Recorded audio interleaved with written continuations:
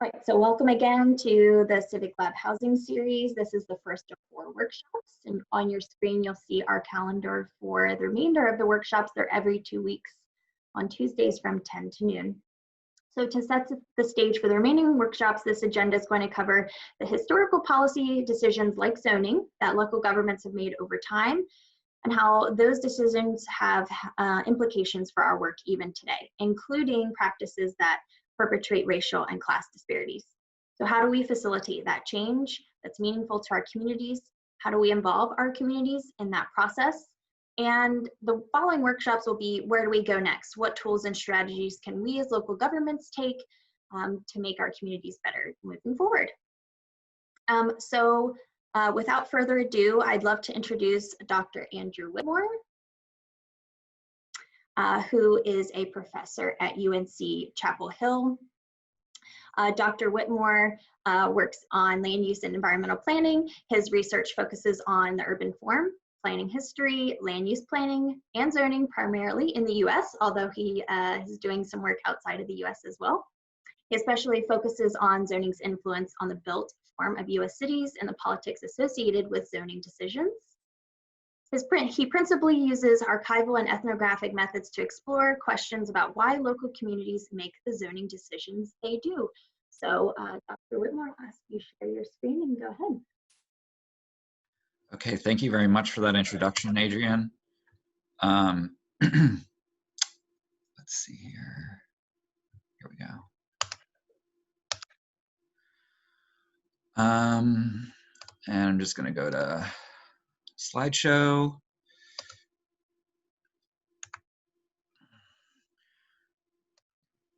All right. Hi, everyone. I'm pleased to be here. And thank you, Adrienne, for your introduction.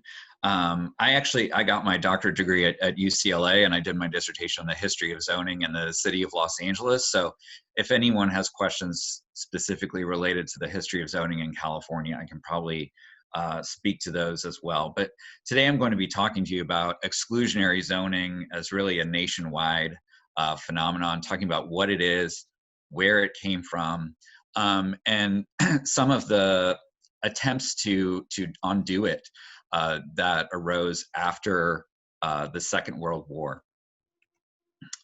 So in the first place, I think it's useful to define what exclusionary zoning is. You know, it doesn't really have a technical definition. It looks different from place to place, right? But Paul Davidoff, who some of you may know, he wrote about advocacy planning in the 1960s.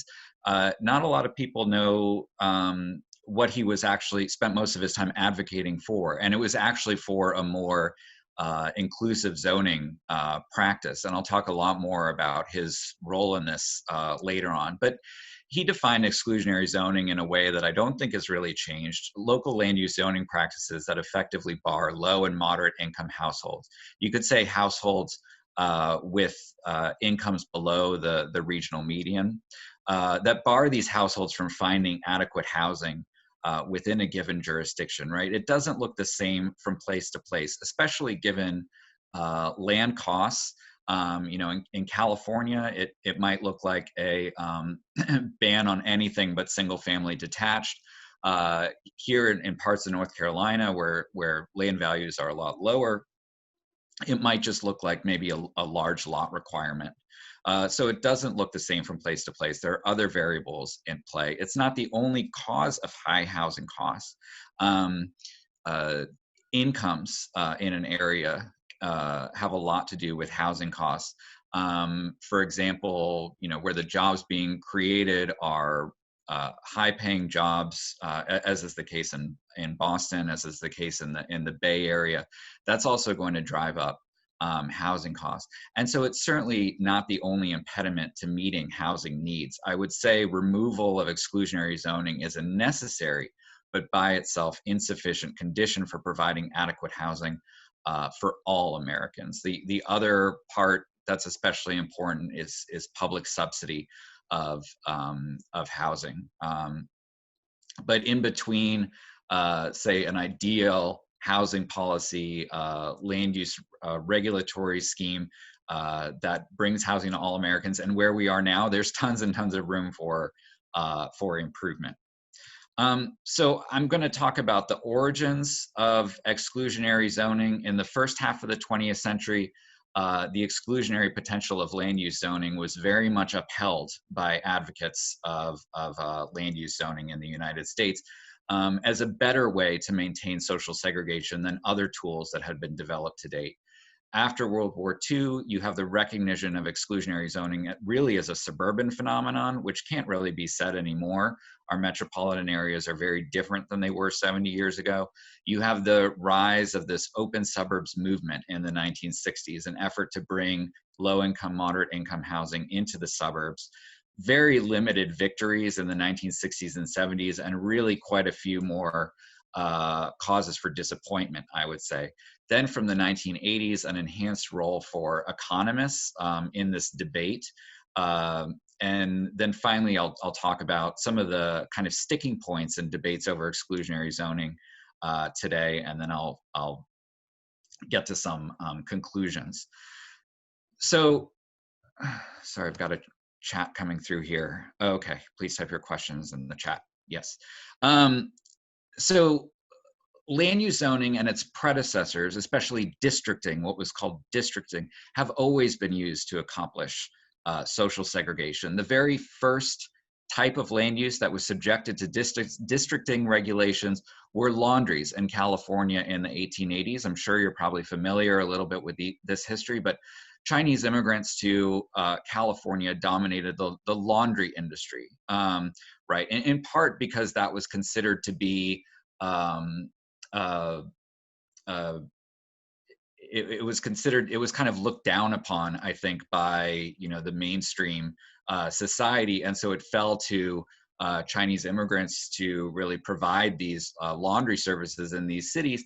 And people in these cities, Modesto, San Francisco, saw these places as social clubs of these immigrants, and therefore they needed to be put aside in specific districts where they couldn't affect either the property values or the kind of society that existed within white neighborhoods. In New York City, the Fifth Avenue retailers, right, their shoppers are generally upper income, white Anglo-Saxon Protestant women. At the same time, you had the garment districts from the West Side moving closer and closer to Fifth Avenue. This was a major, and the Southern and Eastern European immigrants that worked in them, keeping those people away from the Fifth Avenue shoppers was a major impetus behind the adoption of zoning in New York City. Of course, using height and bulk requirements to prevent tenement construction. This was realized very early on in the 20th century.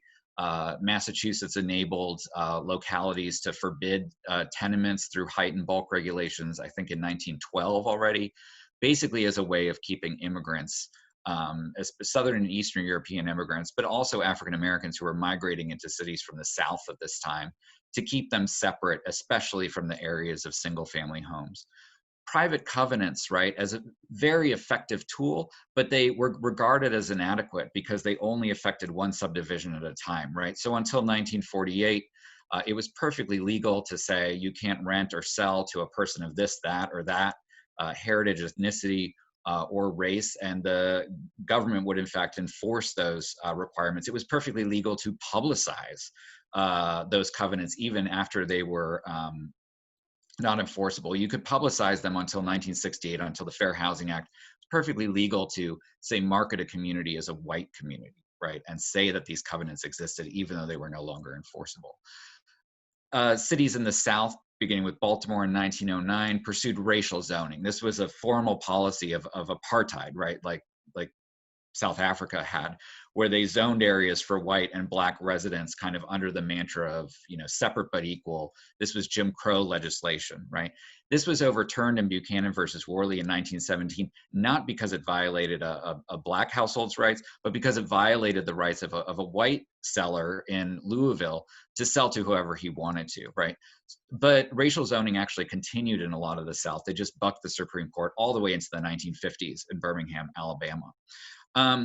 So land use zoning couldn't directly control people like racial zoning or private covenants could, but it could accomplish social segregation if you used it to separate housing types, right? Separating single family homes from multifamily, and from other arrangements, duplexes, triplexes, quadplexes, accessory dwelling units, right? You could effectively accomplish racial and class segregation by separating housing types, right? Sonia Hurt has done amazing work comparing the US experience to the European experience. And what she has found basically is that upper class people in Europe, especially in Germany, where we were drawing a lot of our lessons about zoning from, had very different ideas about lower income people, right? Lower income people in Germany were likely to be German. There were Jewish and Slavic minorities, but for the most part, people of different classes were all pretty much the same ethnicity, right? The same goes for France, the same goes for Australia and Canada until very, very recently, right? So they had the idea that if poorer people lived among wealthier people, it's a very patronizing idea, but one with very different implications, the kind of morals and habits of those lower income people would be lifted up. In the United States, you had the opposite narrative, right? Where the morals and the habits of or the supposed lack of morals of lower income people, the habits would drag down the wealthier, right? So you had basically, because of the racial and ethnic segregation of the US going back centuries, you have very different attitudes towards class mixture within neighborhoods, because people weren't just different based on their income, they also had different ethnic and racial backgrounds. There was a lot more to kind of set people apart. And so you never have single families. Single family zoning doesn't exist in Europe, and it's used much, much less even in Canada and Australia. The US is really an exceptional case, and that's because of our particular racial and ethnic history. These first early zoning schemes set aside these single family neighborhoods of urban elites, and everything else, multifamily housing, heavily trafficked arteries, polluting factories, these places of immigrant, ethnic, racial minority and residents, are put in these other kind of zones where, to a greater degree, all such things can mix, right?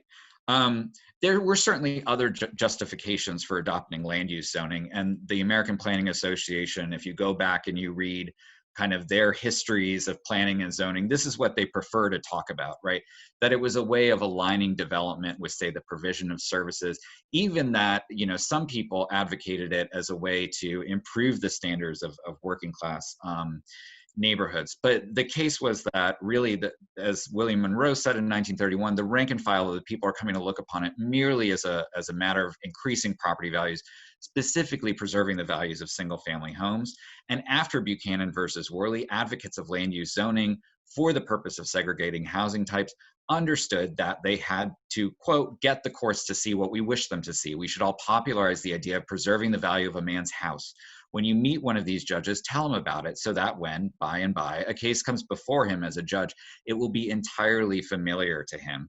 In other words, don't talk about the social segregation, because that will run afoul of Buchanan versus Worley. Talk about preserving property values, right? Make it more neutral. And this is exactly what the Supreme Court did. The lower court in Ohio threw out the town of Euclid zoning because it separated housing types, and it recognized that the purpose was to keep, as they put it, quote, colored or certain foreign races out of single family areas, and therefore that this practice ran afoul of Buchanan versus Worley. The Supreme Court just avoided the issue. They didn't even mention race, instead framing an apartment building in a single family neighborhood as just the right thing, but in the wrong place, right? A pig in the parlor instead of in the barnyard. So ever since then, multifamily and other types of housing, duplex, accessory dwelling units, have been subject to basically independent and less favorable treatment in terms of where they get located within any town, if it's even allowed to exist at all, right, in certain jurisdictions, despite the identical function to a single family home as a place of residence. So the planning for decades, the idea of a higher density housing coming into an area of single family was abominable, right? This is from a 1939 planning textbook called Planning Why and How. an apartment building or even a duplex coming to a single family area is an invasion by people of a lower social level. But this isn't discrimination to keep it out, because nearly all people like to feel that they are part of a certain neighborhood. They like to keep such a neighborhood free from intrusion by those in other ranks of life. Similarly, Robert Britton, who wrote codes for Atlanta and Cleveland, said that single family and multifamily were mutually antagonistic. So this language, it sounds a lot like basically separate but equal, right? Despite all the evidence that lower income people were trying to, or moderate income people were trying to get into these neighborhoods with better services and so on, it was much more convenient to describe these populations as mutually antagonistic, right? And a locality didn't even have to worry that they aren't providing for all different types of people, because it was only somewhere in the region that there must be adequate provision for all the types of housing which community needs for habitation, recreation, and work. And I would say that in a lot of regions, for example, the Boston area where I'm from, every municipality acting in its own self-interest means that even regionally, they don't have adequate provision for all the types of uses and housing, right? So in other words, social segregation was taught to students of planning and planners, not as discrimination, but in the public interest, right? Keeping things that don't belong together, in other words, different types of people, keeping them apart, right? Separate but equal. So Shelley versus Kramer invalidates the public enforcement of racial covenants, and then you see an explosion in exclusionary tactics all over the suburban United States, right? So these include things like prohibitions of multifamily and mobile homes, floor area requirements, large lot sizes, restrictions on the number of bedrooms in multifamily. You had a lot of surveys done in the 50s and 60s of how metropolitan land was zoned. For example, in the 1960s, 99.2% of vacant residentially zoned land in the New York area is zoned for single family. Average lot sizes increased from 9,000 to 19,000 square feet between 1950 and 1957. Right, so even what land was zoned for multifamily, there was so little of it that would drive up land costs. So even where multifamily was built, it wasn't accessible to people with lower and moderate incomes. And what makes this all very difficult to challenge in court is this phenomenon that political scientists talk about called heuristics, right? Which holds that when there are uncontroversial reasons and controversial reasons informing a position, any rational political actor who wants to be heard, who wants to present a convincing case, is going to vocalize the former, the uncontroversial reasons. So even if somebody does believe low-income people are going to bring crime to my neighborhood, they're probably not going to talk about it if they're smart, because they can talk about traffic, or they can talk about, in North Carolina, flooding. In particular, and this makes it very hard to go after these practices, right? A fiscal justification was especially, I think, used earlier on, but actually not a lot of people know this, but courts consistently sided against fiscal justifications for exclusionary zoning. The Pennsylvania Supreme Court, for example, in 1965, saying zoning is a means by which a government body can plan for the future. It can't be used to deny the future, to avoid the increased responsibilities and economic burdens which time and natural growth invariably bring. When people say our community's built out, that is, that's a choice, right? Based on what the people there want, right? I mean, this is an extreme case, but, when did anybody say in the 19th century, New York is built out or something, right? Cities can grow and change their services and accommodate more housing and so on. It's a choice not to, right? Build out is not a natural condition. It's a choice. There's some scholars, including myself and Schmidt and Paulson at Wisconsin, have tried to get around this issue of heuristics by looking at what cities and towns do as opposed to what they say. So for example, Schmidt and Paulson looked at New Jersey, and they looked at the land that local governments were acquiring for conservation purposes, right? So the uncontroversial purpose of acquiring this land was conservation. But what they found was that the land that was most likely to be selected already had access to utilities, right? So it was actually that land that was most likely to be developed for denser housing types, right? So it's not just conservation that's going on there, right? Similarly, looking at Durham, I found that historically residential downzonings occurred in areas that were significantly whiter, although not significantly wealthier or with higher home ownership areas or higher home ownership rates than the areas that were upzoned for residents. So this kind of says that maybe a desire for racial separation long remained paramount in Durham's history, you know, even though race was hardly ever mentioned as being behind any of these decisions. So Paul Davidoff in the 1960s is looking at urban renewal, looking at model cities. All of these programs that put billions of dollars into cities failed to bring industry back. The industrial jobs are still moving out to the suburbs, you know, and these are these jobs that these low income, at this time, predominantly African American migrants into these cities from the rural South. Those were the jobs that were accessible to them, and they weren't there, right? They were moving out to the suburbs, and they couldn't afford housing in the suburbs, right? So Davidoff says model cities, urban renewal, all these things were kind of misinformed because they're based on this false assumption that because of the problems of race and poverty are found in the ghettos, the solutions to these problems must also be found there. He said the solutions are in the suburbs, right? He also noticed that targeting exclusionary zoning would, or he argued that exclusionary zoning would not solve the problem. Since the Industrial Revolution began dumping rural families into big city slums, housing planners have recognized that public subsidy is needed to enable working class families to live decently. But he certainly didn't say anti-exclusionary efforts should wait for, say, a comprehensive social housing policy or program to come along. So he founds the Suburban Action Institute that wants to use the Equal Protection Clause of the 14th Amendment to go after these suburban industrial job centers that are bringing in these industries, these industrial jobs, but then practicing exclusionary residential zoning in a metropolitan area with a large low-income African-American population suffering from high employment, right? Saying that this was unequal protection of these different groups under the law. So the 70s is full of court cases, US Supreme Court cases that basically increase or expand the prerogative of local governments to exclude. And I won't go into all of these, you might know some of them, but Metropolitan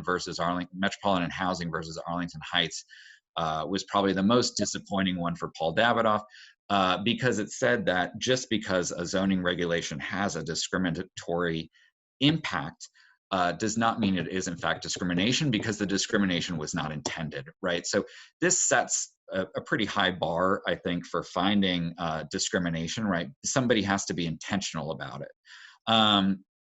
So the 14th Amendment hasn't really ended up being a good way to challenge exclusionary zoning. You know, the Fair Housing Act, a lot of people would say, well, of course the Fair Housing Act was a victory and it has brought attention to millions of cases of discrimination in lending and in renting, but it also included this provision that the federal government should affirmatively further fair housing by compelling grantees to challenge the mechanisms of segregation, including exclusionary zoning. There was a program at HUD in the early 70s called Operation Breakthrough that was going to bring subsidized housing into suburbs. Local zoning rules would not apply. Nixon shut it down in 1972 because he realized, I think very correctly from his perspective, that it would have destroyed his chances of re-election among suburban voters, right? So, you know, a lot of civil rights experts say the Fair Housing Act is in reality the biggest disappointment of the civil rights era. Southern Burlington NAACP versus Mount Laurel was this case that Paul Davidoff tried, went to court with this NAACP chapter. And they took a very interesting approach that's actually been the basis for some reforms in a number of other states now too, saying that the public health, safety, and welfare, which provides the justification for zoning under the police power, that the idea of the public welfare cannot be confined to the claimed good of the particular municipality. In other words, because this authority to zone comes from the state, localities need to consider the public welfare of all the people of the state, right? Not the locality. Okay. So certainly most planners think, well, I'm only accountable to the people in my jurisdiction, right?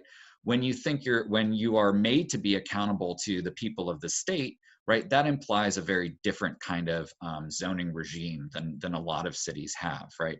You have these other kind of reforms come along in the 60s, fair share legislation in New Jersey, Chapter 40B in Massachusetts, basically require that a certain pretty small amount, 10% in Massachusetts, of housing be affordable to people making less than the area median income.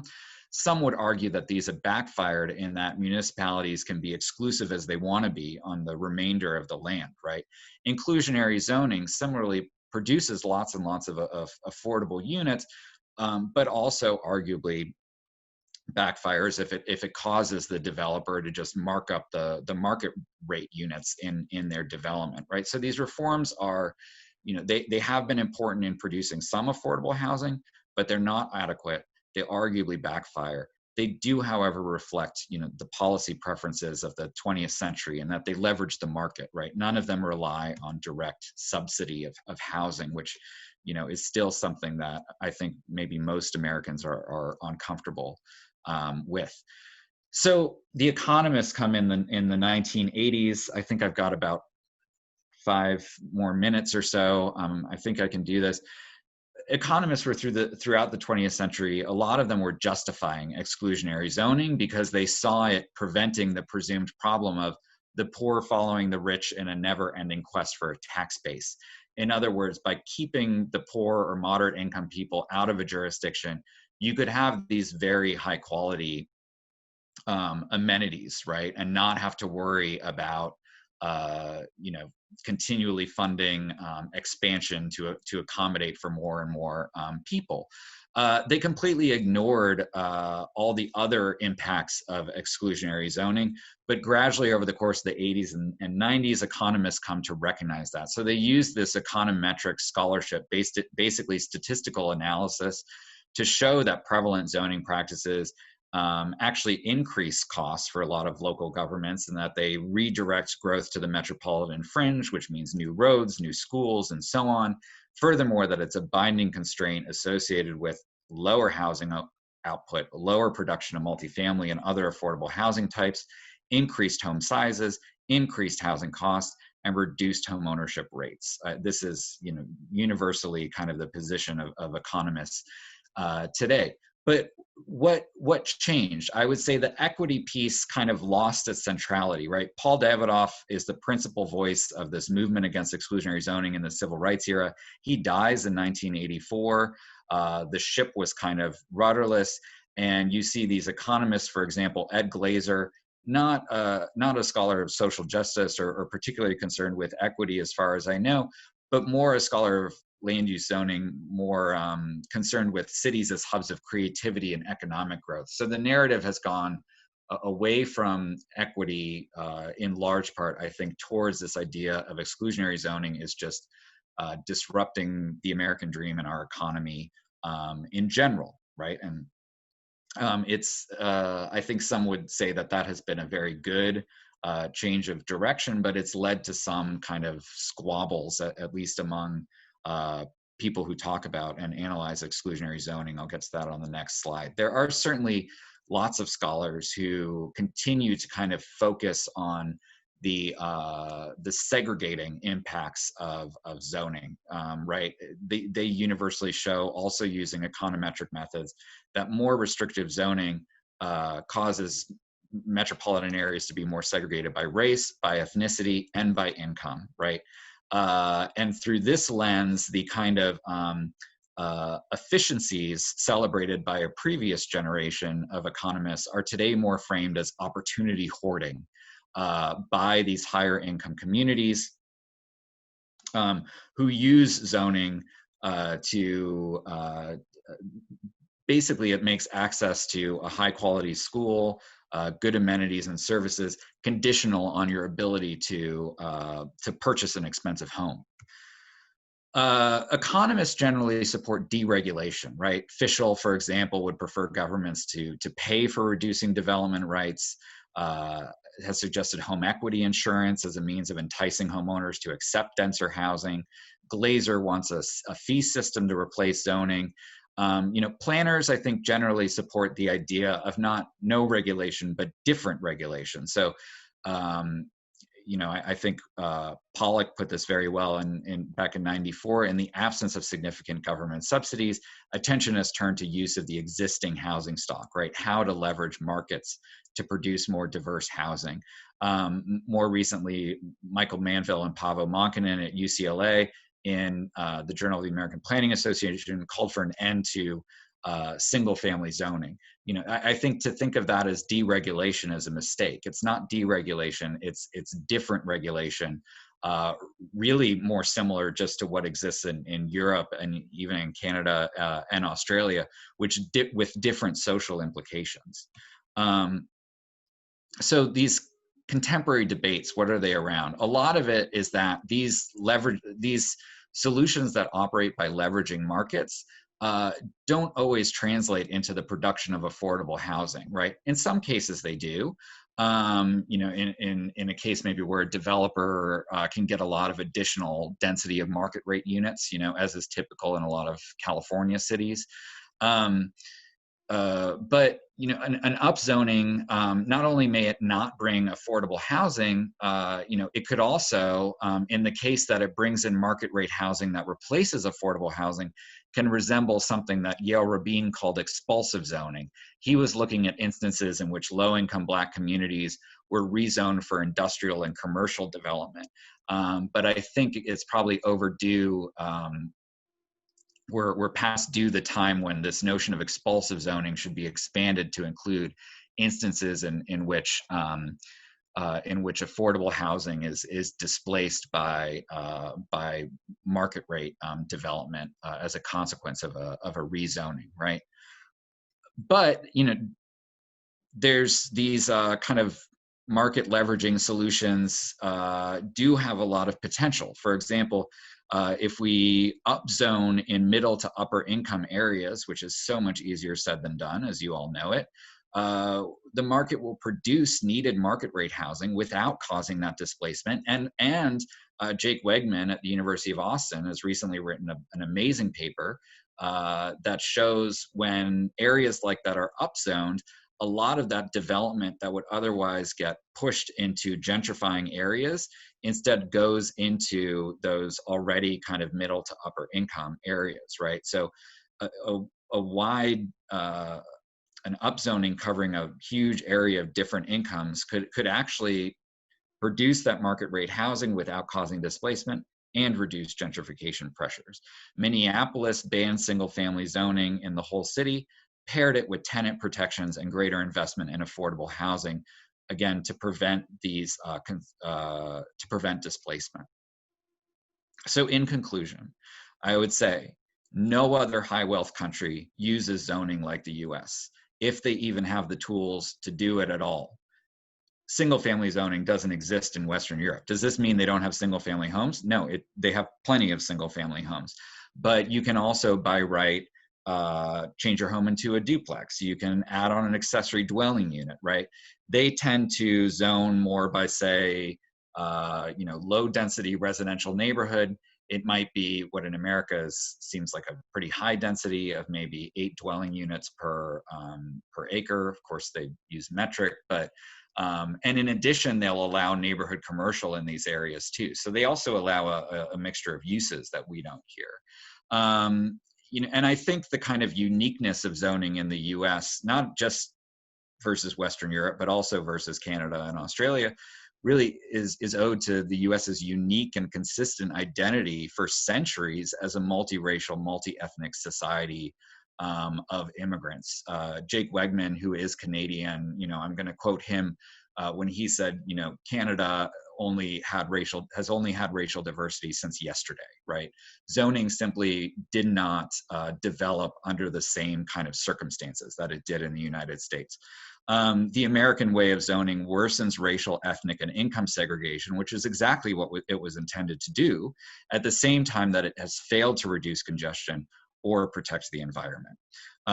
So I think it's, I think it's time to stop pretending that our zoning traditions really have any sort of noble purpose. I think planners can assert the ethics of their profession within the exclusionary zoning debate. You know that the code of ethics tells us to uphold social justice, right? I think, you know, the economists are talking about deregulation, about you know, about increasing opportunities by various kind of basically by leveraging markets. You know, I think it might be time for planners, especially given the attention of younger generations to progressive causes, to start talking about a role for government in housing subsidy again, right? To start to enhance that role. It's been very, very small since the 70s. You know, we did develop a lot of public housing in this country, but we did it in a way that isolated people from jobs and other opportunities. You know, hopefully over the course of the next few decades, we can go back to expanding the supply of public housing, but in a way that it's more integrated with communities of other incomes. So this is all covered in an article I have forthcoming in the Journal of the American Planning Association. It should be out any day because I just did page proofs. Anyone is welcome to email me if you have questions about this, or yeah, I can also answer questions now, or I think after Dov speaks. Yeah, thank We're gonna you, have Dr. Whitmore. Definitely appreciate the crash course. Yeah, how sure. zoning affected our cities across the country. Dov, I'll ask you, share your screen whenever you're ready. Dr. Whitmore, we had some questions come through the chat, which I think might be interesting for you to address while Dov's kind of getting ready to tag onto your presentation, which are about political will, right? Yeah. We as citizens elect our councils, we elect the legislature, so and they establish these rules. So how do you kind of break that cycle? Exactly. What's involved in that process? I have very little. I mean, I think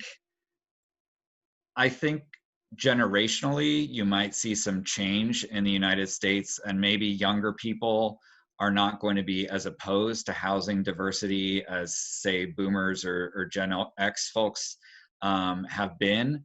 But I think that older generations still dominate, you know, the kind of homeowners in a lot of local jurisdictions.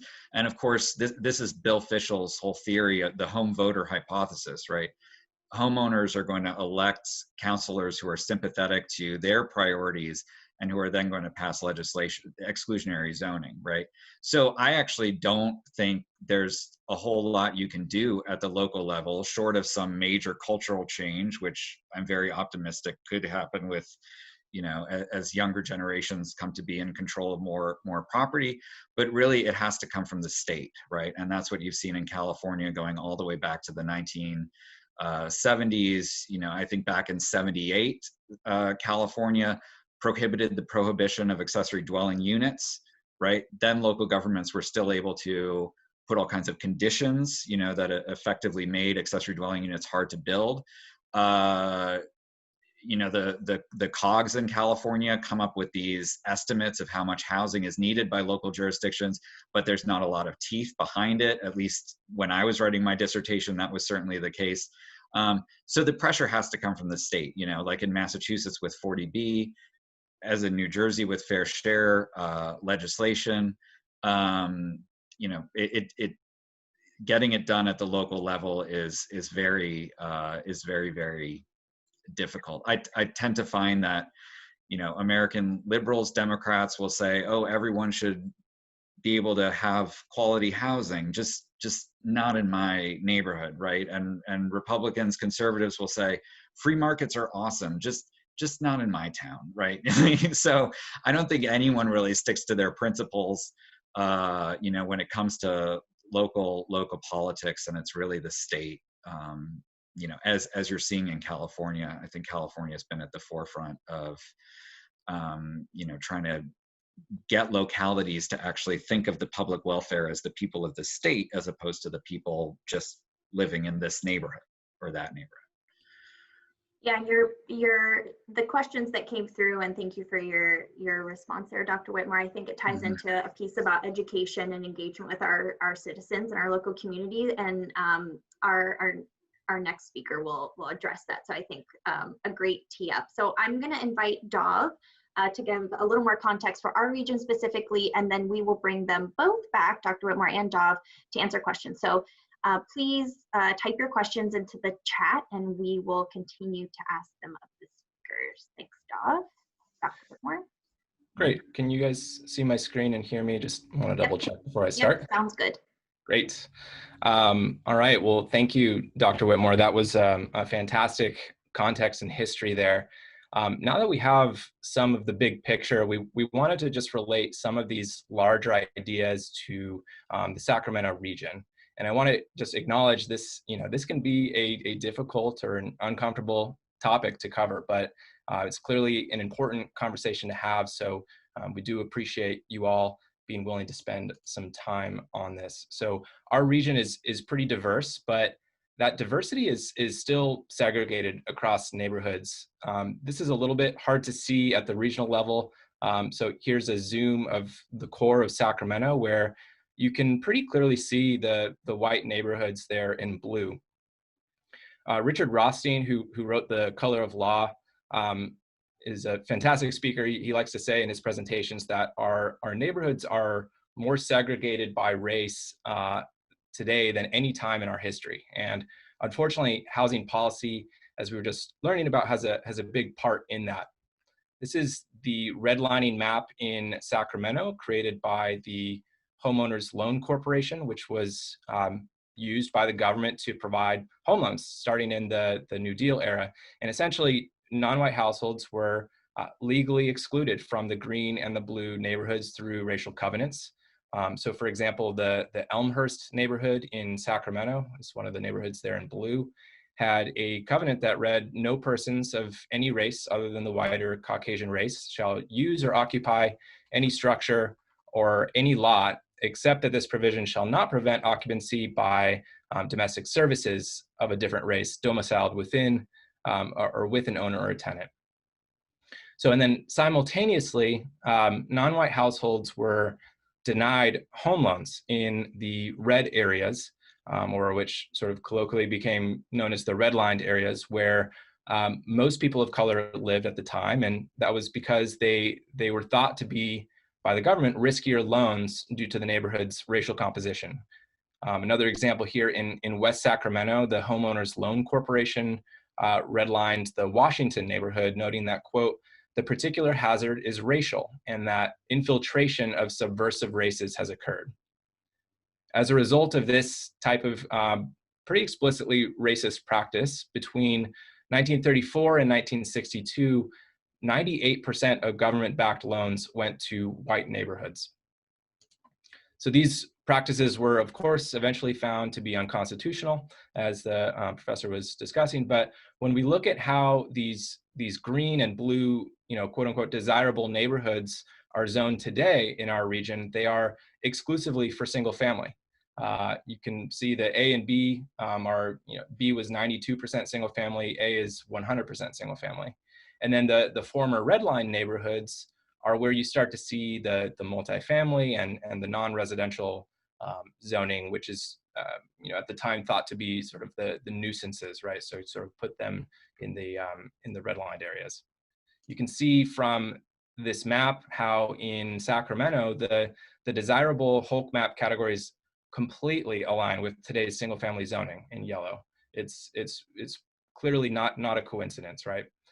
And while we no longer employ explicitly racial zoning or redlining, much of our region and especially our most desirable neighborhoods exclude more affordable housing types. And as a result, they've remained relatively white and wealthy.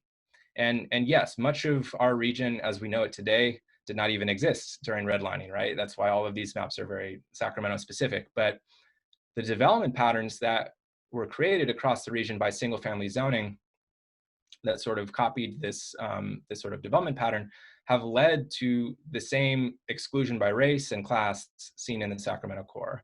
And to be clear, this is not unique to the Sacramento region. This exists across most of the country, and it's so prevalent that the initial intention is not as obvious, because there's so much inertia from doing something the same way that we've done it for 80 years.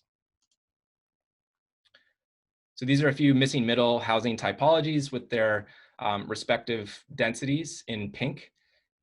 These are densities that are prohibited on the vast majority of residential land. Even at the lower end, the duplexes there, those are 25 units an acre. And that is a density that's prohibited by zoning on 93% of residential land in the SACOG region. And then for that sixplex, that's actually quite dense. That's 54 units an acre. And most cities in our region don't actually have a zone that even allows for that level of density.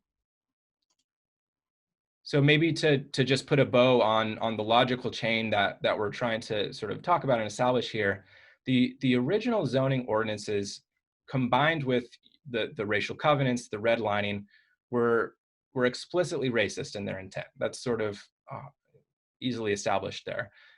But then, so these government policies are partly responsible for wealth disparities by race, which are actually growing. They're not getting better. They've gotten worse. And that's because non-white households just could not take advantage of subsidized mortgages originally, and the property appreciation that white households were afforded. We're just talking about a generational windfall for white families that is largely credited with creating the American middle class in the post-war period. And it built the foundation for these intergenerational investments, like college education for your children, for example. And just fundamentally, this windfall was not afforded to non-white households. So moving to that third box there, and the professor covered this quite a bit. When redlining and racial covenants were deemed unconstitutional, housing policy shifted from this explicit segregation by race to segregation by income via single-family zoning. And by banning other housing types in the vast majority of high-demand white neighborhoods, and really all neighborhoods, or most neighborhoods, I should say, it meant that households who could not afford to purchase a single-family house, which is inherently more expensive due to larger unit sizes, higher land consumption. If you couldn't afford that, you're effectively shut out of a certain neighborhood. And then the key point in this chain here is the final one in black.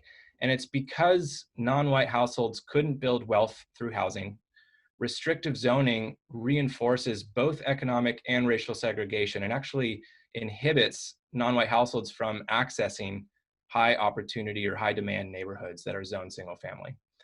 All of the research is basically backing up this point that regardless of its current intent, current housing policy is reinforcing the racial wealth gap, and it's reinforcing some of the racial disparities that we're seeing. So just to connect this all back to affirmatively furthering fair housing, we were talking in the last sort of question and answer about where is this coming? Where is this going to come from? Any sort of change? What is it going to be driven locally, statewide? Well, we know this is now enshrined in state law. It was rebuked at the federal level, but in a couple of years ago, from maybe 686, this is now state law, and we have a statutory requirement, we being SACOG, in the RENA methodology, which this group has talked a lot about, and we sort of tackled that question together of how we were going to do that in the RENA methodology. But now local governments have it in your housing elements, right? And it's this idea that we have an obligation to try to proactively overcome patterns of segregation, to remove barriers that restrict access to opportunity. And when you look at the high opportunity census tracts in our region, which we adapted our definition from the state definition, the TCAC HCD maps, right? So we're just looking at those census tracts and the units that are within them. They're mostly single family. In fact, 75% of the units, 90% of the residential land, and 97% of the residential parcels in our high opportunity areas are single family homes. And as we discussed, single family neighborhoods, they tend to be more expensive, but they also tend to include less rental units, right? And this means that if you are a lower or even a moderate income renter, you're going to have a hard time finding an affordable place to live in these neighborhoods. So any effort to, as it says in the AFFH definition, take meaningful actions to address disparities in access to opportunity is going to have to grapple with some of the policy changes and tools that we're going to be discussing in this 4-workshop housing series, especially in those high opportunity single family neighborhoods. Of course, there's a lot of other reasons to explore some of these policy changes, from affordability reasons to climate change reasons. I think we talk about those issues a lot. But we wanted to lead with the equity considerations that are helping to motivate these potential policies. So thanks everybody. I believe Professor Whitmore is still here if folks have any thoughts or additional questions. Thanks, Dav. Definitely appreciate that. Yeah, thank you for stopping to share your screen. So I have a quick question myself, and then we had another one come through the chat, and they kind of tie together.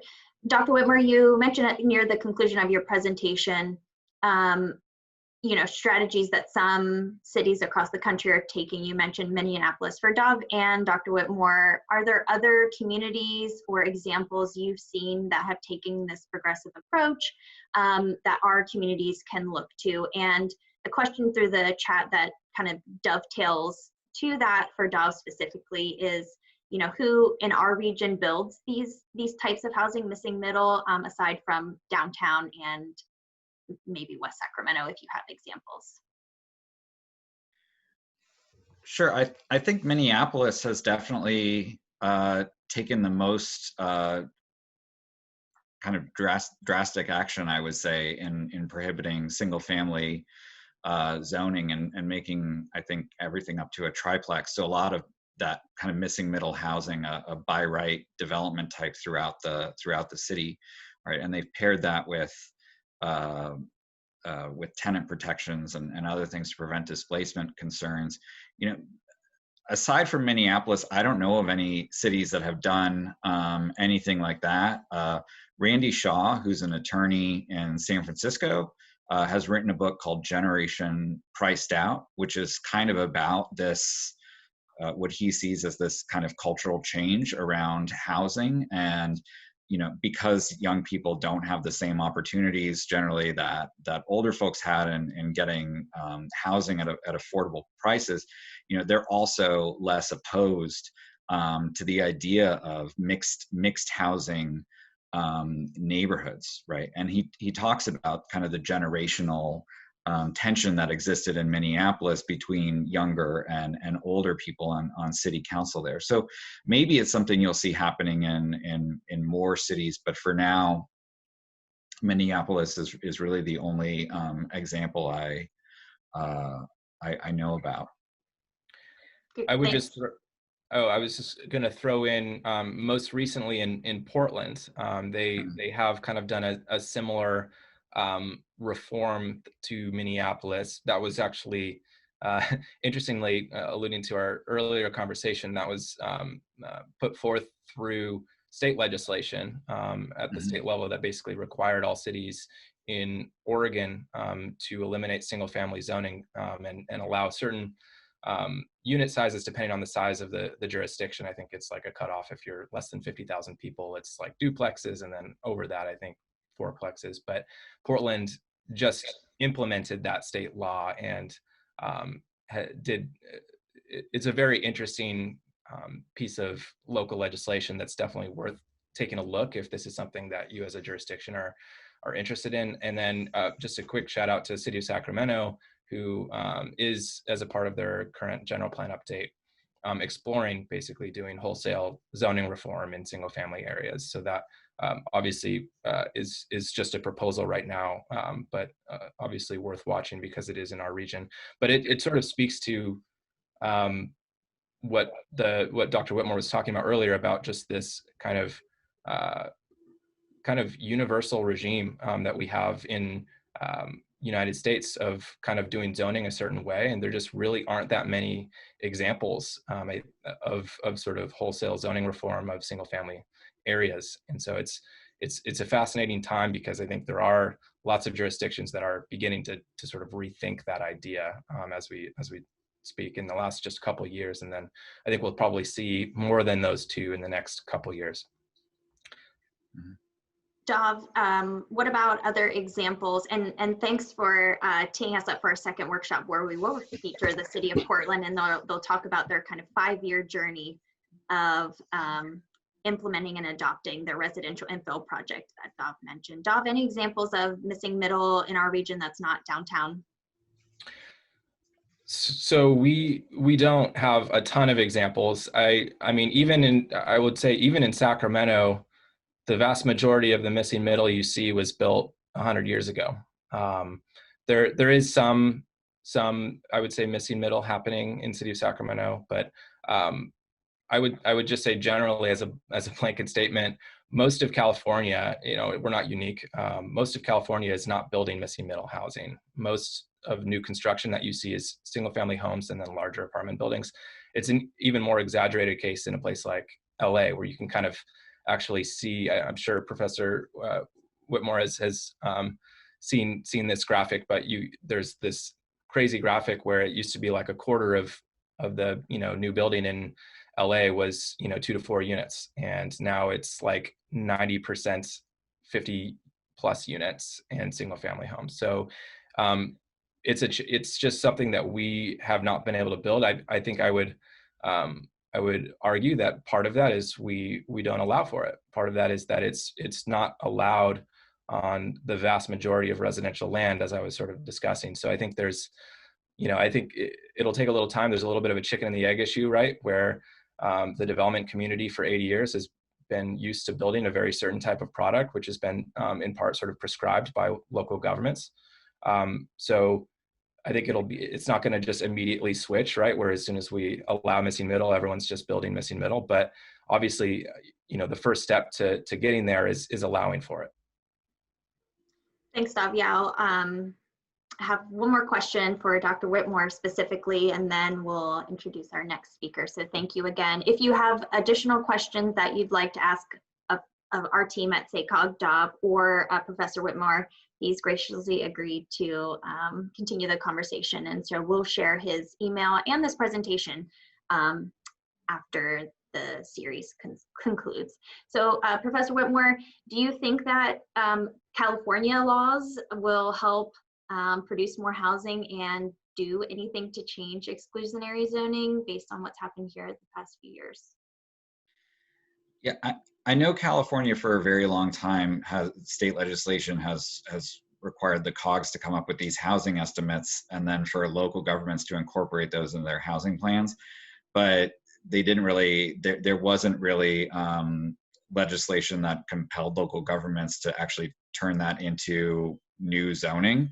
I spend more time reading about the 1920s than I do about what's going on right now. But I have seen a little bit in the press about maybe and from Adrian the other day telling me about now there being more teeth behind translating these housing elements into zoning changes. So I am hopeful. Actually, another city that came to mind when we were talking about this was Houston, which doesn't have zoning, but they actually do regulate a lot of the things zoning does through their subdivision code, including minimum lot sizes. And 20 years ago, actually, Houston, I think, halved the minimum lot sizes within the entire 610 loop. That's that inner loop within Houston. And it led to a massive boom in the construction of new housing types, in particular townhomes. And interestingly, this is something that Jake Wegman at Austin is looking at in areas that were middle to higher income, right? So they weren't associated with the kind of displacement that you see in some other cities where upzonings happen. And that's the crucial thing is getting these upzonings to happen in moderate to higher income communities, which is exactly where they're most resisted, right? Which is why the change needs to come from the state. generally, you know, unless I guess Minneapolis and then maybe to some extent Houston too is and is an exception, right? In Oregon, they have this long tradition of the state kind of inserting itself more into local land use planning and zoning. So final question we have is about utilities, and I think that might be a little better suited for our following workshops, which we'll talk more about what our local governments can do, how infrastructure affects building housing. The question was, how do utilities get addressed when infrastructure may not be sized to accommodate big increases in density? And that's something we'll definitely dive into in our upcoming workshops. And you know, I know that our team at SACOG learned a lot after talking with Dr. Whitmore before this presentation, and he is available if your communities are interested in continuing this conversation. Again, we'll be sure to share this information as it's so important to get in front of our decision makers, ourselves, and our community. So thank you again, Dr. Whitmore. We really appreciate your time, and Dov, member of our housing team, again, appreciate you giving us this great history.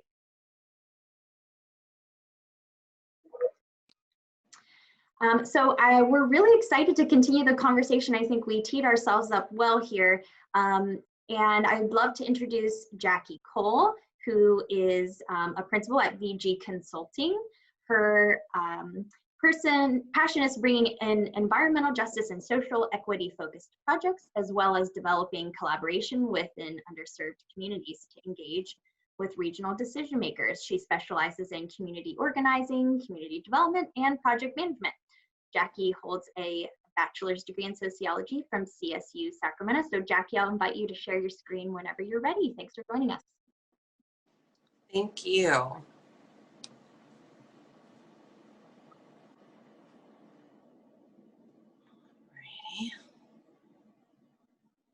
Let's see here.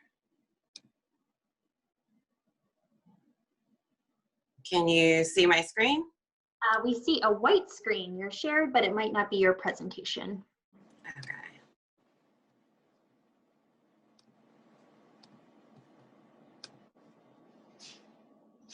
How are we looking now?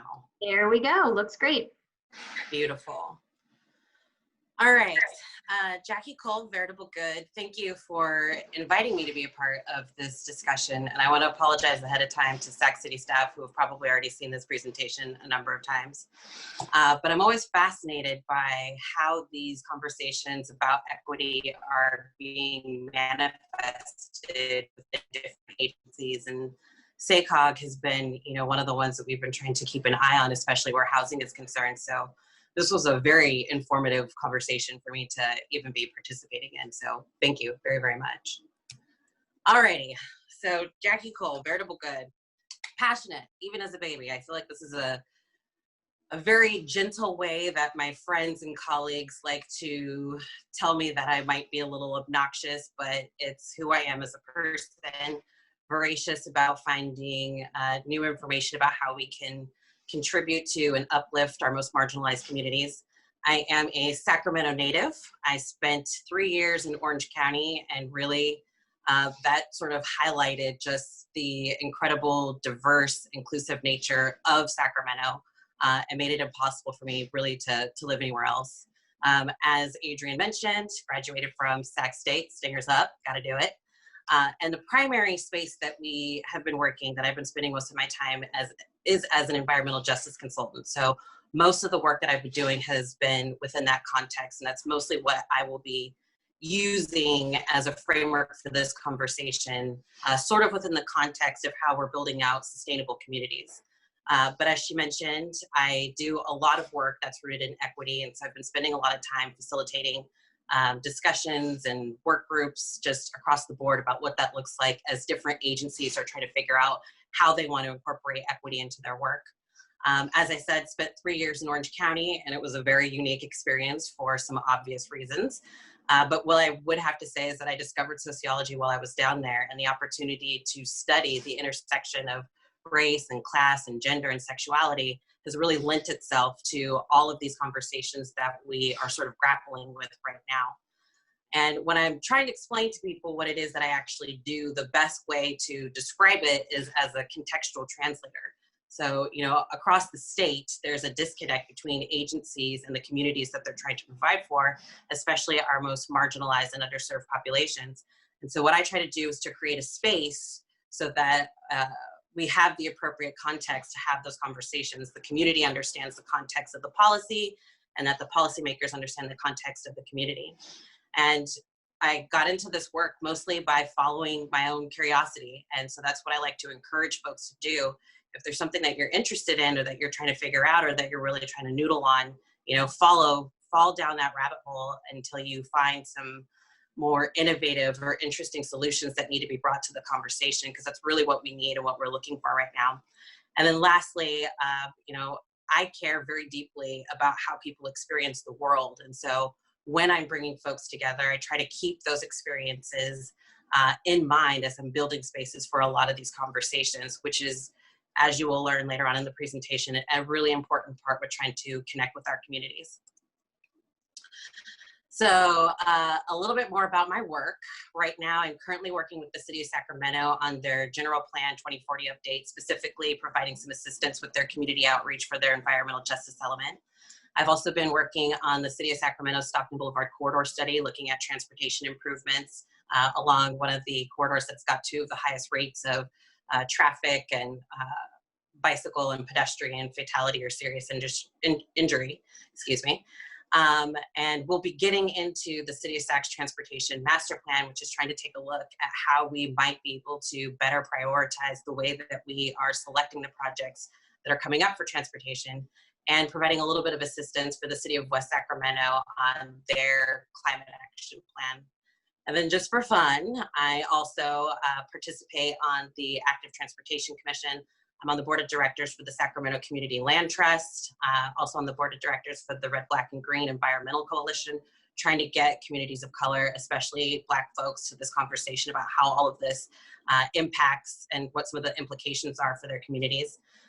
We'll be participating in the John Muir Institute for the Environment as a board member, and was recently added to the Black Artist Fund, which I think is important for this context, because we're trying to come up with some creative solutions about how we want to connect with our communities that have historically been absent from these conversations. So when we talk about environmental justice, it's important for us to talk about injustice, and ultimately what it is that we're talking about is the proximity of residents to negative land uses, whether that's, you know, freeways or main arterial roads, liquor stores, grow houses, auto shops, all of that. It's how close our communities are located to those negative land uses, which disproportionately, as gentrification occurs, we get closer and closer to. The next thing that we take a look at is the disinvestment that we've seen, you know, over generations. The way that funding gets allocated is primarily to communities, as was previously mentioned, in those racial covenants. And so we can see that the absence of things like grocery stores, or a lack of park maintenance, and the infrastructure of our sidewalks and other things in our community are in disrepair, because there's been such a lack of investment within our communities. And then lastly, what we take a look at is the disparity in health outcomes, or factors that help to shape our health outcomes.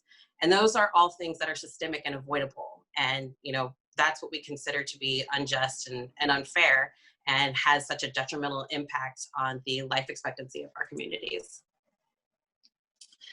So thank you, Dob, for teeing up this slide. It's one of my favorites to use as well, because Sacramento really considers itself to be one of the most diverse cities in the nation, and it is. But the segregation that, you know, occurred as a result of housing policy is, you know, this is what we see, where all of our social ills are located, actually.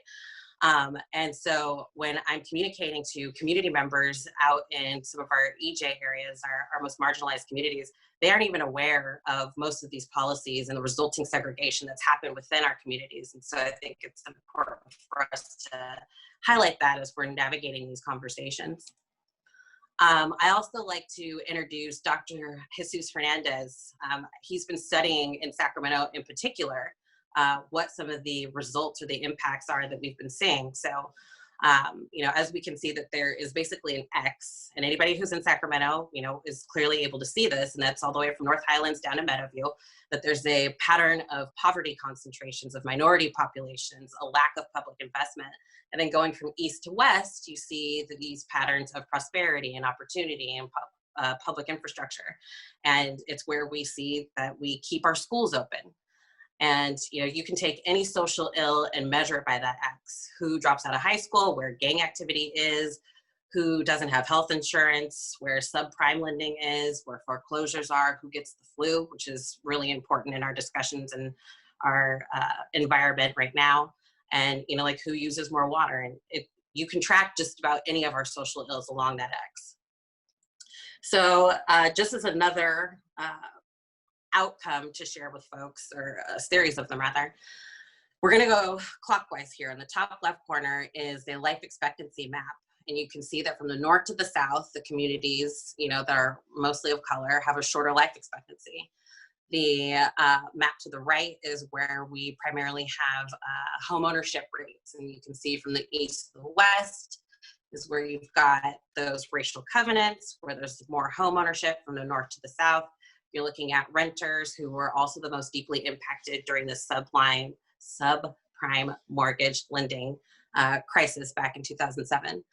The next map that you're looking at is our tree canopy distribution, which means that as we're dealing with, you know, climate crises, that these communities are disproportionately exposed to poor air quality. You don't have those trees to help mitigate that air particulate. You lose that shade canopy, so it's generally hotter. Most of those infrastructures also don't have central heating or air because they were built, you know, sometime during the 60s or the 70s. And then the last map that we're looking at is a breakdown of Black infant mortality rates. And the Black Child Legacy Campaign was established, I think, 15 or 20 years ago, and has been spending their time reducing the Black infant mortality rate. But you'll see that those rates track along the same X that we've been looking at.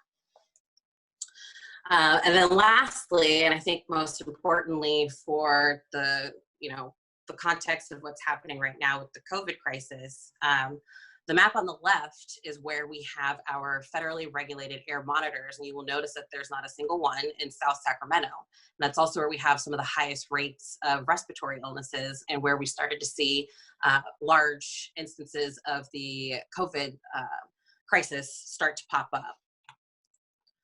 And as both Dov and Professor Whitmore explained, you know, what we're taking a look at ultimately is a result of racial covenants and housing policies that prevented communities of color from being able to purchase homes, which is where a lot of generational wealth has been created. And it's segregated our communities. And this is ultimately what we are trying to find solutions to as we speak right now. And it's difficult as we're having this conversation about how we want to build sustainable communities, because nobody wants to talk about housing because it feels like the third rail. But we really can't get anywhere else in terms of the solutions that we're trying to find unless we can center housing as a part of our solutions. So as I mentioned, I'm working with the City of Sacramento on their general plan update. SB 1000, the implementation of it is really sort of the nexus of how I got involved in sort of the city planning process. Before that, I was really just more of a community organizer. But the City of Sacramento was one of the first in the state to try to take a crack at implementing an environmental justice element. And they invited me to help them develop their actual community engagement strategy for that. And there's been a learning curve, as you know, there always will be. But when we're paying attention to the letter of the law, ultimately what we're trying to accomplish is the fair and meaningful involvement of all people, regardless of race, color, national origin, or income, with respect to the development, implementation, and enforcement of environmental laws, regulations, and policies. But I underline meaningful because that's a subjective term. And if we are using the context of, you know, previous planning efforts or the last 80 years of planning, that has an entirely different context to what it means for a community to be engaged in a meaningful way. It's not just like a pop-up workshop. You have to think a little bit more and come up with some creative solutions that resonate with the communities that you're actually trying to build relationships with. And in terms of the spirit of the law, what we're ultimately trying to do is identify the communities of concern, which is not difficult. I think that if you close your eyes, you know exactly where they are. We want to focus on building stronger relationships between those underserved communities and the planners that are responsible for, you know, building up the development of those areas. And then we want to build the capacity of neighborhoods to actually engage in these, you know, relatively complex planning efforts. And that means de-wonking the language. You know, with some of my planning teams, we talk about, you know, like, we're nerds and we want to talk about this in a really nerdy way, but it's boring for folks that, you know, haven't had the education or the opportunity to participate in these discussions before. So how do we make this information digestible for everyone? And that means building those relationships and having conversations with those communities about what the best way is to engage them, how they prefer to be engaged. And then lastly, making sure that we're providing resources to planners, commissioners, and community members, and even developers on available tools to help address health equity. So one of the things that we did at the onset, when we first got started with our strategy, you know, like I said, I was brought on to help build out a community engagement strategy, but it turned into a whole other thing, because you can't talk about equity or environmental justice in this small little niche. It, you know, needs to be the lens through which everything is being talked about or introduced, the solutions that we're finding. And so we took a step back and we hosted a workshop called Doing Environmental Justice. And we invited 2 community organizers, Naila Pope-Harden, who now works for Climate Plan, working on sustainable community development, Katie Valenzuela, who is now a city council member here in Sacramento, and then Elizabeth Baca from the Governor's Office of Planning Research, and Christy Vogel from the Department of Environmental Justice, the Department of Justice, their Environmental Justice Bureau, and then Carolina Martinez and Tiffany Ng, who actually helped to author the language of the law for the bill itself. And we brought everybody together for an afternoon to do a design thinking exercise. And so we had the panel discussion to talk about what the floor and the ceilings are for the legal ramifications, what good community engagement actually looks like. And then we broke everybody out into 6 different groups so that each group had an opportunity to communicate or to have a dialogue or a conversation with one of the panelists and ask whatever questions that they wanted. And we split everybody up. We invited participants from the Air District, Regional Transit, SAGCOG, the city, the county, a number of community partners, and no agency folks were allowed to sit at the same table. We wanted everybody to disperse and to mix up, and it was amazing. The conversations that we had in that space led to a number of different projects and opportunities that folks have still been working on trying to implement today. The other thing that we did was we developed an environmental justice working group. We recognized that what we needed was a sounding board, that the city of Sacramento, you know, in and of itself was not the appropriate space to have a conversation about what these potential solutions and even the engagement that we were building was going to look like. So we invited a lot of the same partners that participated in that Doing Environmental Justice workshop to join us in this space, to start talking about, you know, what our outreach was actually going to look like, how we were going to identify the issues, how we were going to identify environmental justice communities, and, you know, building out specific focus groups. And we invited community members to participate as well, but the group itself was heavily participated in by community advocates. And these are just a few of the organizations that ended up participating with us: Black Child Legacy Campaign, Asian Resources, and a lot of these folks, Asian Resources, La Familia in particular, they, you know, provide language assistance and resources. Walk Sacramento was helping us with a conversation about health in the built environment, Air Quality Management District. So we want to try to create this collaborative space where everybody who is thinking about how we can improve these communities can do that, you know, together. So some of the outcomes that we, you know, heard from a lot of these initial conversations that we were having, especially the listening sessions that we actually had out in the community with residents, is that the city needs to coordinate with the county and other agencies on public health. So when I talk about environmental justice with folks who are still relatively new to the concept, the easiest way to describe it is we're taking a look at public health outcomes. We want to figure out how to reduce the disparity, and that is going to require a comprehensive level of collaboration. And there is this new attention from agencies to focus on these underserved communities, and it's creating this situation where there is a lot of competition in terms of the demand for the attention of these community members, and it can be a little overwhelming. I get paid to do this, and it's extremely overwhelming. These issues are not new. You know, like, we don't need to start from scratch. You probably already know what, you know, some of the major issues are that need to be addressed, housing being one of the primary ones. Residents and stakeholders are impatient, ready to see some change. We have plans on plans on plans on plans on plans. Folks are ready to see some action. Mapping out the process and staying in touch, improving existing communication. The dialogue that happens with community members is one of the things that's been absent, I think, certainly from the city of Sacramento since around 2007, when they, during that crisis, they, you know, gutted the funding for their neighborhood services program, which was their primary method of staying in touch with the community. So rethinking about how we can improve our existing communication is a really important key. The Environmental Justice Working Group has provided a helpful equity lens for the entire project. Like, as I said, we can't think about it as this one tiny little thing that we're trying to incorporate.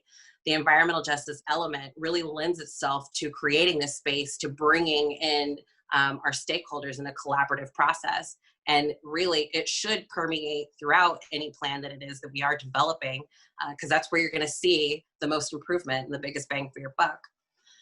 Environmental justice stakeholders have specific interests. Focus groups are needed for deeper dives. Yeah. And then up next, how do we build with communities? So it's all about relationships. How do we want to nurture them? If we're just going out to ask people for, you know, some feedback, and then, you know, we go back and there's no follow-up, they don't understand, you know, what's going on. There's a million different projects that are going on. You need to figure out how you want to determine how you're going to nurture those relationships and what they actually mean to you. Collaborate to build a vision and reduce community engagement fatigue. These communities are exhausted, and they have a very limited amount of time that they're able to share in the first place.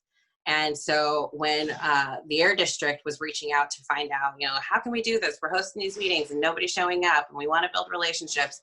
You have to make it as hard as possible for people to say no. That means taking a look at, you know, what are the barriers that are in place? Is it language? Are you providing, you know, are you providing translation? Are you providing interpretation services at the meetings that you are hosting? Are you providing childcare? Are you providing stipends? Like, you know, what is it? Make it as hard as possible for people to say no when they are actually going to be participating, and do your best to collaborate with, you know, other engagement opportunities that are already going on, so that we can reduce the amount of community engagement fatigue that communities have been, you know, experiencing over the last year or so. Creating cultural relevant spaces. This requires a lot more thought. And I don't think that in a planner space that, you know, this isn't a muscle that's really been worked out, but across the board, any type of culturally relevant event that you host will be much more patronized than any workshop. And one of the surprising things I think that folks have been able to realize as, you know, COVID is really taking over, is that we've received a lot more participation from folks from the virtual space because it's easier for them. They, you know, don't have to worry about parking or getting over to wherever it is that they actually need to be. And a lot of the outreach and engagement that we've been participating in includes things like, you know, artists, local art or music, you know, or spoken word. So you have to get a little bit creative about what it is that you're looking for when you're creating some of those spaces. Give something back to the community. One of the things that we've been pushing for as a part of the general plan process, well, that I have been pushing for, is to do some level of art installation. We have a very wide, a strong community of artists in Sacramento, generally speaking. We host the Wide Open Walls Festival for the last 3 years, and there's a concentration in the urban core. And every time that I go out into our EJ communities, they're just asking, why can't we have that? Why can't we have murals? Why can't we have, you know, street closures? Why can't we have, you know, some of the cool stuff that they're doing in the urban core? So you want to try to focus on what can you give back to the community. Hiring community partners and centering language access. In Sacramento, I think it's 17 languages. There's about 17 languages that should be included for successful and authentic, meaningful engagement for our marginalized, multilingual, and underserved communities.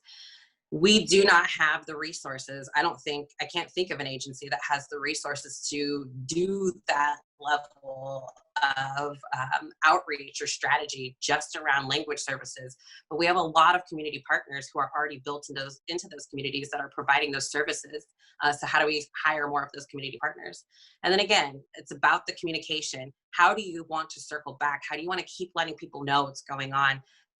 Attending neighborhood associations, I spend a lot of time just talking to people about the things that are going on. I unfortunately will be developing a newsletter later on this month, because there is so much dialogue and the community has been expressing more and more desire to hear about what's going on. And so that's the dialogue that I'm creating. And then exploring community alternatives. So I think this is one of the first times during the Stockton Boulevard plan project that we're working on, we're exploring the concept of including a community land trust and figuring out what does that mean? How can we use that? So we're looking for some innovative, creative solutions to try to bring some of that stewardship back to our communities. So one of the other creative methods that we've developed is called Lift Every Voice. We wanted to talk about environmental justice without talking about environmental justice. And so we made an agreement that what we wanted to do was just to have a conversation. And we wanted to include artists, we wanted to include youth, and we wanted to include experts to just have a conversation about, you know, the things that are going on. That mutated into a whole other series. We started having a dialogue about how it is that we want to fix our food system. The county is going to be implementing a food action plan. The youth did their own thing and did a state of the culture. We invited some of the youth commissioners to interview some city staff. So we got real creative and gave the agency to the demographic of folks that we wanted to participate to help lead some of these discussions. And so, as I said, there is an insane number of things that are demanding everybody's attention. These are the projects that I'm currently just paying attention to or happen to be working on. And like I said, I get paid to do that, but most of our, you know, community residents don't. For the Stockton Boulevard specific plan, we are providing stipends for participation of our resident planning team. And I believe that we'll be doing the same for the transportation master plan as well. But if we want to get meaningful participation and feedback about how we're developing all of these different programs, you know, there needs to be some level of alignment, first of all. So anywhere that you can collaborate on any of those spaces, but it's just something to keep in mind that as you are competing for attention, there's probably 10 other projects that are also doing the same. And I love that Richard Rothstein has been, you know, sort of represented in both of the previous presentations, but I love this quote specifically, that many of our serious national problems either originate with residential segregation or have become intractable because of it. We have greater political and social conflict because we must add unfamiliarity with fellow citizens of different racial backgrounds to the challenges that we confront in resolving legitimate disagreements about public issues. And I love that quote in particular because this is the climate that we're in right now. And it is heightened and very tense and very nuanced in how it is that we're navigating this space. But the center of it is housing. You know, it always comes back to that a lot of the social ills that we're trying to find solutions for, it's all rooted in housing. Sustainable community development in the absence of housing just accelerates gentrification because our communities aren't permitted to stay in these areas where we've been developing these improvements. And that in and of itself is a form of violence and a representation of the, the systemic racism that we are trying to grapple with. And I know that, I hope this isn't inappropriate, but Richard Rothstein is actually going to be speaking with the Sacramento Housing Alliance for their summit next week. So I'm hoping to, get in or to participate and listen to that conversation as well. But if you haven't already had the opportunity to read his book, please do. For some additional information, watching 13th or I Am Not Your Negro is also helpful in terms of providing some additional context when you are engaging with underserved and marginalized communities of color, especially the Black community. And that's my presentation. Thank you very much. Jackie, thank you for such a great presentation. All of this information really dovetails so well together. I know I have some questions for Jackie, but please do type them in the chat if you have them. And I appreciate you mentioning the SAC Housing Alliance's upcoming conversation with Richard Rothstein, and we'll definitely look to see if we can share that information with all of you.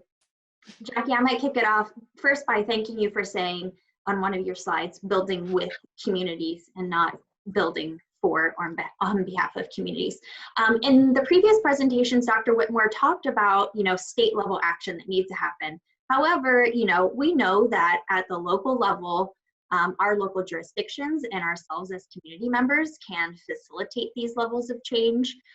So in something like a change like zoning specifically, where do you start? Is the conversation similar to what you mentioned in your presentation?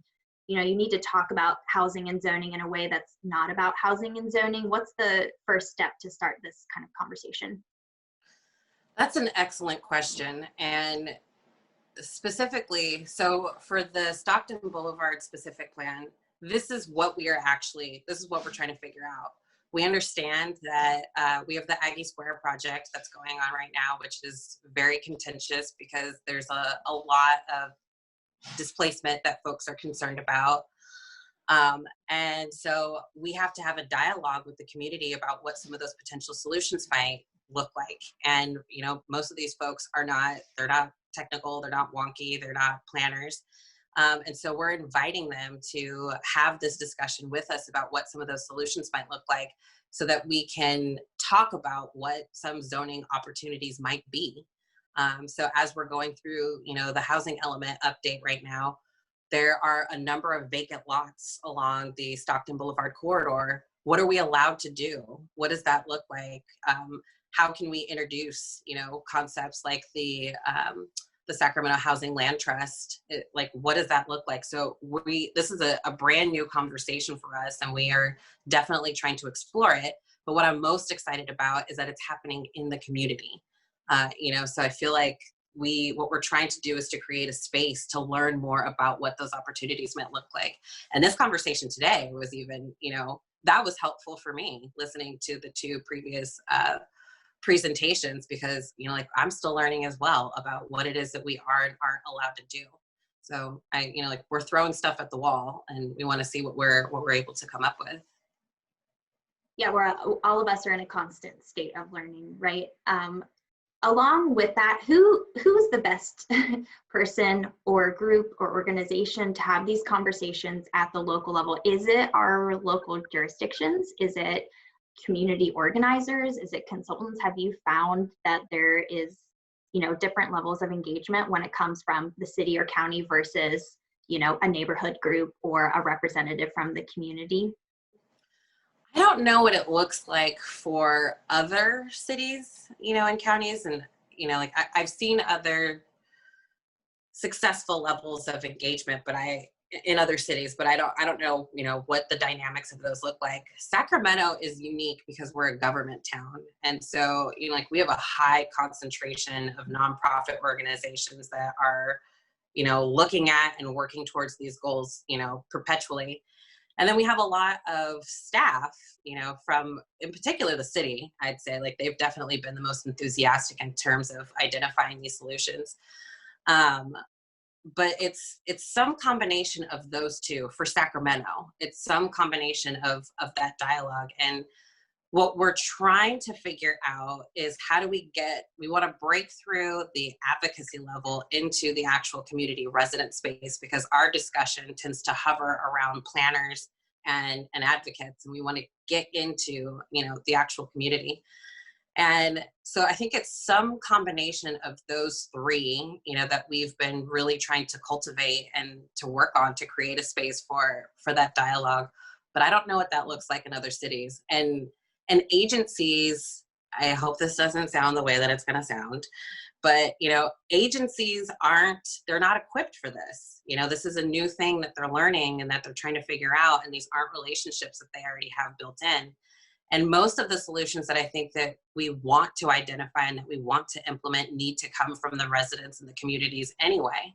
So there's this disconnect between the people who are planning for our communities and the people who experience them.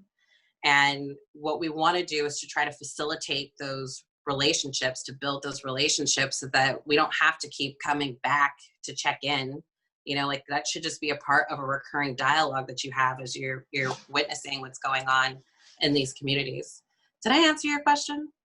I absolutely think so. I think it's not one entity or organization or person is really what you're saying, and I appreciate that. I was actually excited to hear that you are getting even more engagement virtually. So I'd like to touch on that because we're not sure when we will be able to have in-person meetings, events, conduct outreach. And it was really interesting to hear you talk about these kind of creative ways you're engaging with the community, but also virtually. Do you think that's going to stick because more people are able to access these opportunities virtually? Do you think we'll transition back? There'll be a combination. Do you have a sense of where we're going? I definitely think it'll be some combination. I mean, the best conversation that you can have is in person. Like, there is no replacement for that. But the workshop model that's not conducive. That's, it's a very educational, me talking at you kind of space. But the virtual, it's been very surprising, like how much participation we've been able to get since the coronavirus hit. The obstacle with that is the communities who don't have internet access and multilingual communities. So connecting with multilingual communities in a virtual space that's not conducive. So that's something else that we're trying to work around. But as we do come back, into some level of normal, I think it'll be some combination of both. And what I would love to see is, it should always be some level of celebration, like giving people a break, giving something back to them as we're having a conversation about how they want to build and see their own communities. You know what I mean? Yeah, absolutely. I think that's really impactful. It's not just sharing information, it's actually engaging, having a conversation, and celebrating. Yeah, I think that's very apt. I want to thank you for your time, Jackie. I'm not seeing any questions come through the chat, but if you could stick around for just a few more minutes as I kind of transition to the next item, we'll see if anything comes through for you. But really appreciate your time, and want to say that Jackie also included her information that we'll share afterwards if you want to reach out to her group, BG Consulting. And I'm sure the City of Sacramento staff are happy to talk with you as local jurisdictions as well about their work happening with the general plan update. So Jackie, thanks again. Might have a question come through for you in the next few minutes.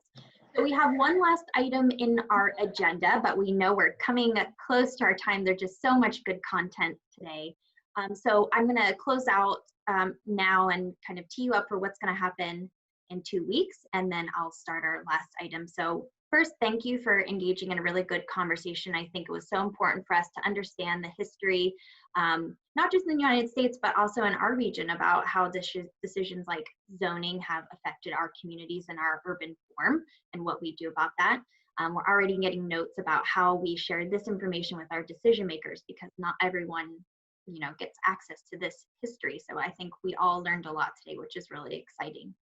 So now we're going to start diving into tools, strategies. What can you do as a local jurisdiction to affect this change as we lead into our competitive and non-competitive pot? So 2 weeks from now, like we talked about when Dov was presenting, we're going to hear from Cascadia Partners, which was our SACOG's consultant for the TOD toolkit we did. And we're also going to hear from the Portland Department of Planning and Sustainability as they went through their 5-year journey of initializing to adopting the residential infill project, which is similar to Minneapolis's work in that really changing zoning laws to allow for more missing middle housing types.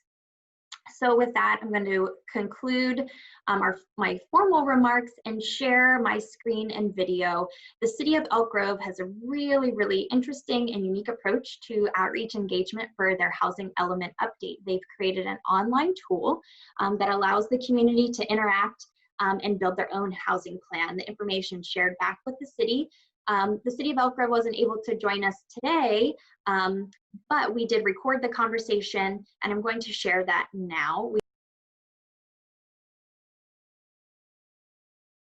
Okay, so thanks for having us on to share the tool. So we'll start by taking you to the city webpage, which is up here, long URL, but there's a shortcut, elkgrovecity.org/housing element, all one word. And it'll bring you to this page, which is our housing element update page. I'll scroll down a little bit here. You get a whole bunch of information about the update itself and various things we've got going on, including some webinars we're actually doing this week, or for you guys, it'll actually be last week. And then a bunch of other things like our environmental review process and other information that we have available for residents, including up at the very top, signing up for our email list. So if anybody's interested, I highly encourage you to sign up for that, and you'll get project updates from us, which is probably just good to keep a track of what others are doing. But we're going to focus today on our housing sites tool. So when you go to the website, it will direct you here to the housing sites. The idea here is we wanted participants, mainly our residents, to be engaged in selecting the sites that we'll use to count towards RHNA in a more dynamic way than we traditionally do. The concept is, you bring folks in for a regular meeting when we could do meetings, or even if we were to try to recreate that online, you end up with people that tend to focus on one or two particular sites, generally the sites that are most around their location, where they live, maybe where they work. And that's good feedback still to get, and we encourage folks to send us those comments, but they're not seeing the bigger picture. And that's our growing concern is as we make selections or decisions that are site specific, we're not seeing the forest for the trees. So we wanted a tool that would give folks the ability to see that, to see the holistic nature of this, and make selections, make determinations just like our Planning Commission and Council will next year. Put them through the same pain process that will exist for how we select sites. So we're asking people to fill out this housing tool website survey thing and go from there. I'll pull it up here in a second, but I will say we did a bunch of research back in late March, early April to figure out what the right tool was going to be, look at the range of solutions. We looked at everything from more traditional Esri GIS products to doing something that was more like a SurveyMonkey tool. This one hit all the right boxes for us. It allowed for on-demand calculations. People selected sites, it would automatically update the totals to say if they had a plan that met our RHNA minimum or not. It allowed us to input some level of mapping, although it's static maps, it is something that's there. We could add in additional detail about it. We could tell the story of what's going on, at least give all that information to folks. So our plan, our system, it's actually built off of Balancing Act's program, which you can see here. Their system is really more designed and geared towards budgeting. So it's about how do you get to balanced budgets, how do you make trade-offs between programs from a financial consideration, and their staff is here and can talk about that a little bit more. But we commandeered it and turned it into more of a housing discussion. This took some special coding on their part, so it's a little bit more, it took a shelf-ready product and tweaked it around for what we wanted to do. That was actually a pretty quick turnaround on their end. It was great to have that that participation, that partnership from them to do that. Really great discussions to get there. And then from that, the city was able to upload all the data up front. So I'll just walk you through the front end of the tool. This is what residents, participants will see. It's got a nice splash message up front. We were completely able to customize that. Allows for putting video in. So we actually have a video that Sarah Bontrager from our Housing and Services group put together for us that talks about the housing element, gives a good introduction on that. I won't bore you with that information. But what's nice about this introduction is we give some good information on what's going on, what are our targets we're trying to hit. People can pull up maps here, some basic information, figure out where they live in relation to our council districts, and then you can click out of it and get to the actual tool. The way Balancing Act is set up is it divides things up into broad categories, and you can ask questions within each of those broad categories. We decided to leverage that flexibility in two ways. The first is what would normally be on their revenue side, which is this box down here. Again, all the text got updated on the front end, so it all talks about housing units. And we set it up with a base allocation. So this is our base number, 4265, which is our low, very low allocation. And then we have the idea of a buffer units. So we all know that, hey, this is what your RENA allocation is, but through the state legislation, if you start approving projects that may be not affordable or not necessarily housing on that site that may otherwise be allowed by right on that location, it can start negatively counting and you've got the no net loss proceedings. So we want to make sure we have a buffer. So we talk about what that buffer is and we give folks the option of selecting how big of a buffer that is. It defaults to 15%, but people can select anything within this range. And as you'll see, as I do those radio button choices, it dynamically updates how big the buffer is and starts changing the slider bar at the top that tells you if you reached a balanced plan or not, which is really great. There's some more background information here for folks. And then on the other side, this would normally be the expenses side. We call it the housing sites piece. And we decided to break these up for geographic purposes into council districts. It's one way to do it. We're shifting from a district system to a by district system with the upcoming election. So it's a little bit of dynamics there that we're starting to navigate a little bit. But it's just one way to break these things down. We thought this was the best way to do it for right now. And then it correlates with this pie chart or circle chart on the other side that shows the distribution then of the units across each of the districts. So let's dive in and I'll show you a couple of these as an example. We'll actually start with District 4 because this is where most of our new growth happens. So it actually has a lot of our existing sites. And we set them up in a couple different ways. We have existing sites like this one, E1 site. It's in the current housing element, so it's going to roll forward without any question. There's a development agreement on it, so we're not looking at any opportunities for increasing the allowed zoning, the allowed density on that site. So it shows up with this lock symbol, which means it's locked. We can't do anything different to it. Same idea here with the E2 site, although this one we just decided at the staff level not to propose an upzoning. And then on the E3 site, this is a good example of one where we're thinking about increasing the zoning. So we asked the question, should we rezone this? Should we allow for more density to occur here, which would then automatically start adding more units into the mix? But again, it defaults to no, so people have to consciously make that choice.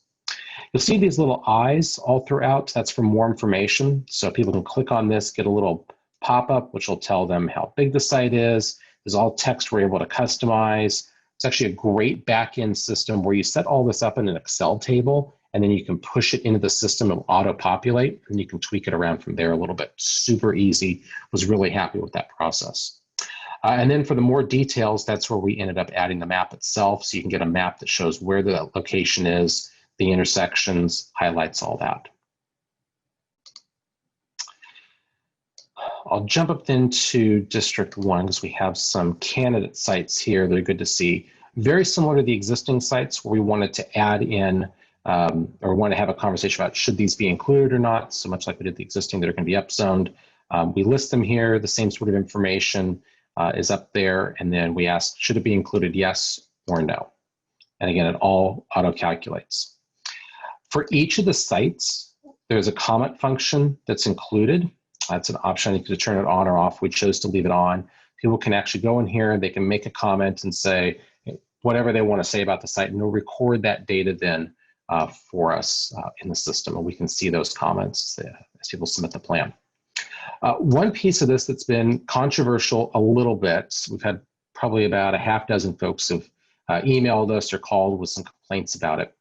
We chose consciously to require folks to have a balanced plan in order to submit it. So you can go through this whole exercise, you can see all the sites and end up saying, well, I only want to vote on the sites that are closest to my house. If it doesn't get to a balanced housing plan, you can't submit it.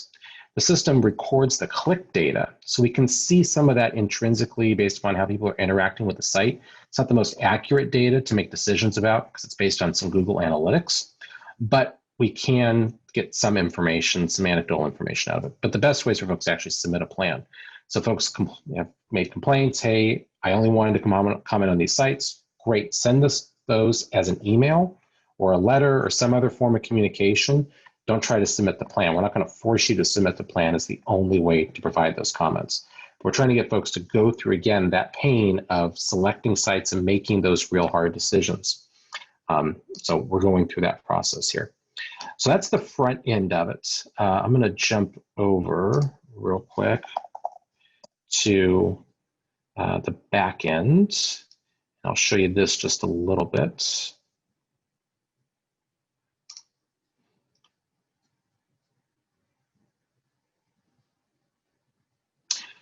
So unfortunately, I can't show you because it's a live application, how you can interact with and set everything up in the system. But Brenda can go through that, and certainly they can be available to give you demos if you're interested in seeing all that side of it. I'm going to focus more on the analytics piece of it. So that's obviously the most interesting at this point. So this page, which is the analytics for this particular application we've got set up. At this point, just right off the top, we've had over 1,000 people have interacted with the site in some way. And of that, 80 people have actually gone through the whole process and submitted some form of balance simulation. I do want to clarify, when I say balance, doesn't mean you have to get to 0. It just has to be positive. You have to have at least enough units to meet the RENA and the buffer in order to get it submitted. Anything over that, we would just count as additional buffer allocation. So I won't go too deep in all this, but there's a lot of data that's in here. Again, some of the stuff up front is based on Google Analytics and how people interact with the site. You do get some good information on how they're getting to the site. Is it a direct link where people are just putting in the URL for the balancing app site itself? Are they getting to it from the city web page?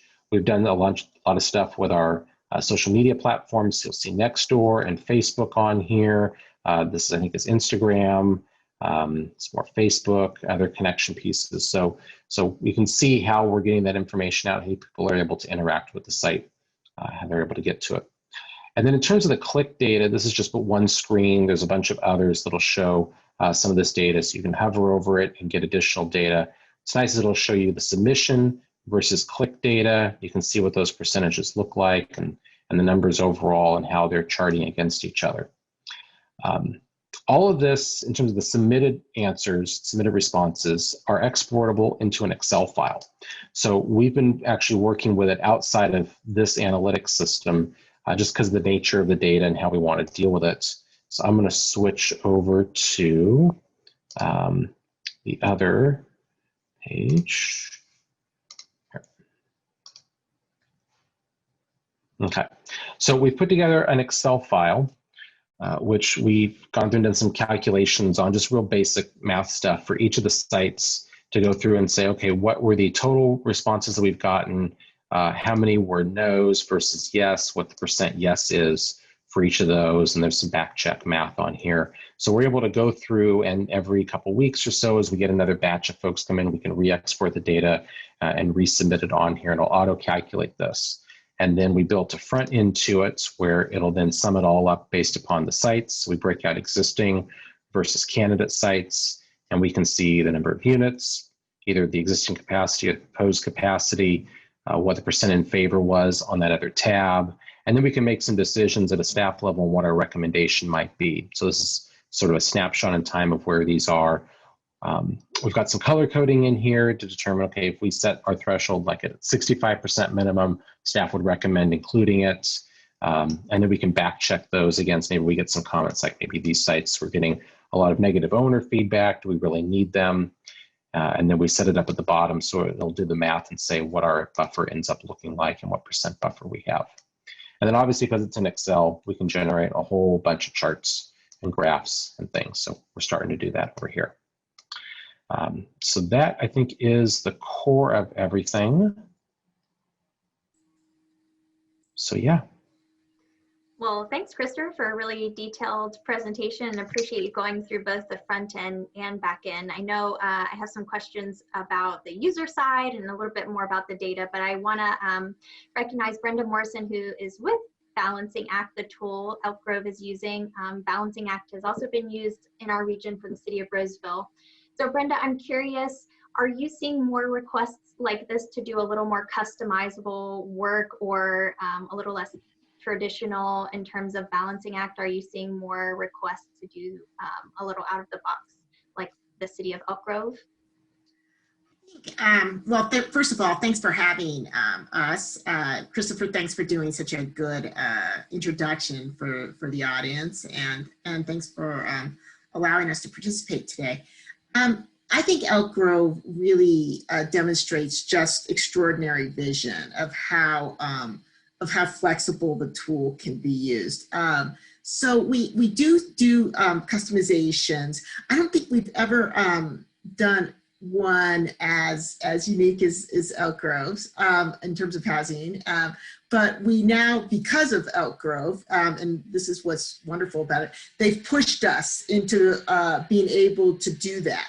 So we now can. So whether it would be, housing unit, we can do any other units you'd like at the moment, because Elk Grove really pushed us into being able to use the tool, the platform in different ways. We often get different requests, sometimes there's some stylistic, things, or they want things to add up in a certain way, or certain text, but I think the COVID and what the strain on municipal governments is really has given, I think, staff and city leadership thinking about ways to communicate these changes to the public. Yeah, absolutely. What about the timing of a tool like this, Brenda? After you have an arrangement with a jurisdiction and you have contract executed, how long does it take to get something like this online? Christopher mentioned you can input data from the back end, but what's the uptime and how much time does it take to get something like this ready to make public? If it's doing their budget, it can be up in hours or a few days. If it's a more nuanced one, I think like Christopher's, I don't know, how long did it take you from begin? Yeah. You guys they used it in a different way, but yeah, budgets, it's easy. Yeah, so I would say I think it took us about 2 weeks to get all the paperwork together, which is really more an indication of our back-end process on contracting. The getting it set up in a place where it was workable for us to start interacting with it and importing the data was probably about 2 weeks at most, more like maybe a week and a half. And then at that point, it was completely on the city to get that data over and configure it and make it look the way we wanted to, because all that stuff is customizable in there. We had complete control. There were a couple instances where there's hard text where, as Brenda mentioned, you got to go in on the back end of the system and get that edited. But on the front end, we could customize all that. So I think we had a demo running inside of maybe 3 weeks from contract execution. And then it was just getting it all dialed in, finessing it. And then I think we waited more for our public outreach materials that launched this to be ready and mailed out, because we did a citywide mailing to accompany the rollout at the end of May. And it sounds like you set a little bit of precedent, right, for future customizations with the Balancing Act. Brenda, best way to get a hold of your team or set up a demo, we can of course connect our planners with Christopher, but what's the website, and are there demos available already for users? Sure. Well, the best way, to be honest, I'm all for talking to Christopher because I think having someone who I was watching him give the demo today, and I thought, wow, great at this. So if you have any questions about, looking at it from the city's perspective, certainly contact Christopher. But yes, our website is abalancingact.com, and you have to have the because otherwise it's a lifetime series, Balancing Act, then you won't get to us. So abalancingact.com, and from there you can just click more info, get a demo, and we will get back to you as soon as possible. We can set up a demo very quickly. We're a pretty nimble company, so we try to just do things very quickly. So. Well, great. Thanks for your insight, Brenda, and I'm sure we'll be connecting you likely through Christopher. Christopher, a question for you more on the admin of this tool. How long are you going to keep it up before you kind of conclude your analysis and then make recommendations? And can you just touch a little bit more on internal process? Did you have to get additional executive buy-in? Was there a selling of this tool as an opportunity? What's the estimate of cost, and a little bit more on the logistics of getting something like this online? Sure. So I'll start with the logistics side of it. There was very much administrative support early on to do something like this, but we were still thinking about the in-person meeting series. So since that has really fallen by the wayside, it was more priority to move this up. We are applying all of the SB2 money that we got for Housing Element. There's even some of the LEAP money we're going towards this effort. This one with the Housing Element update overall, and then of course the formulary piece from SACOG with the smaller half of the REAP component that you guys are doling out is also going towards the project. So lots of grant funding all around going on to this, but we obviously laid out a public outreach component here, which this fits in beautifully for. From a cost perspective, I want to say we were at about $10,000. Don't hold me exactly to that, but obviously I think Brenda mentioned they've got familiarity with what we're trying to do here, so I'll certainly leave it to others if you want to explore something like this to have those discussions with them. In terms of where we sort of go from here, we've decided to leave it open since the end of May when we rolled it out, and we're actually going to probably carry it through until at least the middle of March. Our schedule has us getting the EIR and the draft element on the street just after the first of the year, probably January, early February timeframe. So once we start getting that public comment period going, we'll need to start making some decisions on what those sites look like. March feels like about the right time, because then that gives us April for Planning Commission and then a date in one meeting in May for City Council approval to make decisions before that ominous deadline hits. That's kind of what we're thinking at this point. I will say what's great about it and working with the Balancing Act team, we actually set the contract up to be fairly flexible. So while the focus is on the housing side, that was the whole nexus for it. We've been talking with our budget staff about leveraging the tool, because once the system's there and up and operational, it's available to us for the life of the contract. So our budget folks are taking a look at it as an opportunity to do some public outreach the next couple of months on budgeting, which is just fantastic given everything else that's going on, to be able to have some additional conversations with folks about where should we be applying more pressure and pain on our fiscal budgeting the next couple of years. So that's the piece we're looking at. And it's been great to have that flexibility. And I might just add that one of the, I don't think they've used this yet, but when, and to be honest, when we designed this module, it was pre-COVID by several years, is we do have something called meeting mode. And my partner and I, we came, to be honest, from the public policy facilitation world. We facilitated hundreds and hundreds of public meetings. And one of the things we used to wonder about was how to do it better. And so when we built Balancing Act, one of the things we did was we built in a module for having it used in a face-to-face meeting, because we thought, it's more fun, to be honest. We were facilitators. We thought fun is important in a public meeting, if possible, especially on the budget. And so we built this to be utilized during a public meeting. But now, this online facilitation can be utilized via Zoom or WebEx.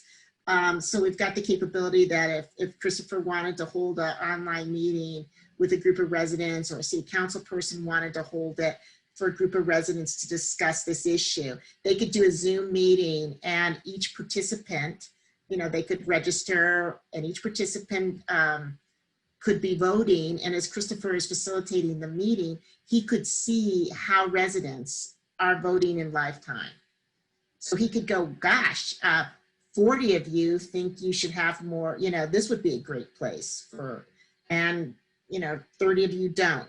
Does somebody want to tell me why? So he can be able to facilitate a meeting in real time using the tool.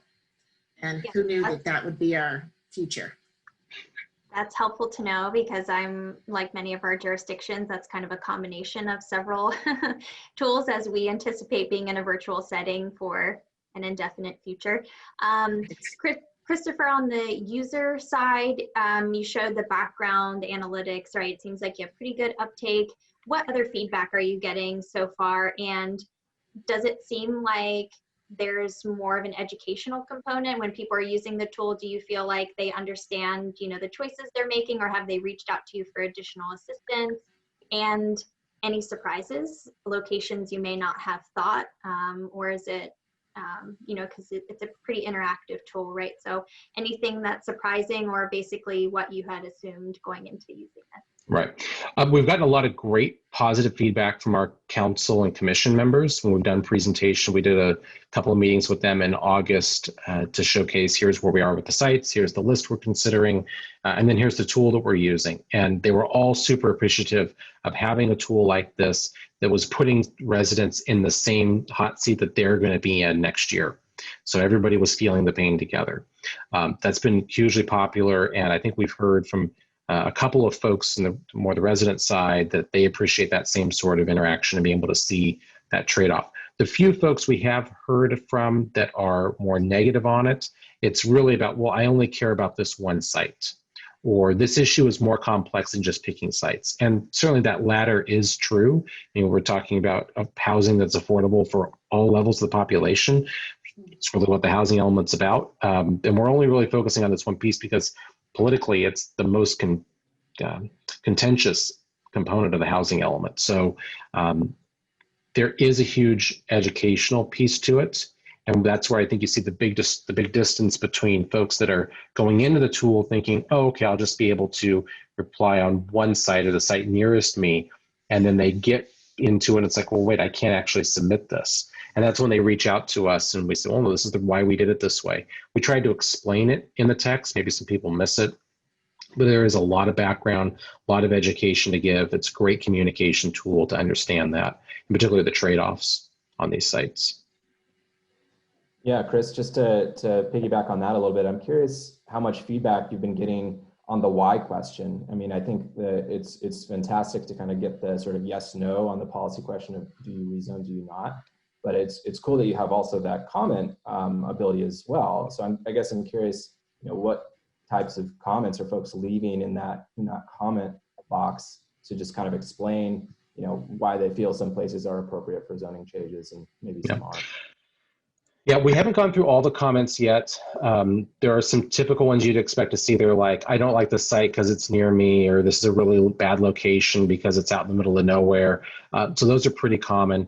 We have seen some more comments lately on the budget side of it, on sort of the allocation piece, people commenting there and saying, oh my gosh, why is this number so big? Why are we having to plan for this many people? Which goes back to that education side of it, and why we've done things like we've put the video together, we push that through social media, we put it on the tool itself so people can actually see it before they get started, again, to try to educate and understand what's going on and why are we even doing this in the first place. But you're gonna get those comments regardless. That happens through a project like this.